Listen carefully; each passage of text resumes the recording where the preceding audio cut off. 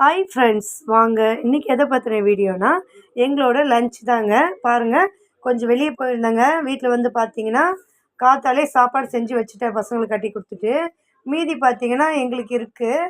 ஒரே ஒரு mushroom packet தாங்க ஃப்ரிட்ஜில் இருந்தது. அதை எடுத்து சரி கிரேவி பண்ணிக்கலாம் அப்படின்னு சொல்லிட்டு கிரேவி வந்து பண்ணுறேங்க. இந்த கிரேவி பார்த்திங்கன்னா ரொம்ப நல்லா இருக்குங்க டேஸ்ட்டு. பாருங்கள், இதுக்கு ரொம்ப இன்க்ரீடியன்ட்லாம் தேவையே கிடையாதுங்க. வெங்காயம், கொஞ்சம் சோம்பு, கடுகு, கொஞ்சோண்டு இஞ்சி பூண்டு பேஸ்ட்டுங்க நல்லா ஃப்ரை பண்ணிவிடுங்க. ஃப்ரை பண்ணிவிட்டு அதுக்கப்புறம் பார்த்தீங்கன்னா கொஞ்சோண்டு வீட்டு மிளகாத்தூள் தாங்க போடணும். மஷ்ரூம் வந்து ட்ரையாக நல்லா ஃப்ரை பண்ணி எடுத்துட்டிங்கன்னா அப்படி எண்ணெய் பிரிய விட்டு சூப்பராக எடுத்து சாப்பிடுங்க. வேறு லெவலில் இருக்குங்க.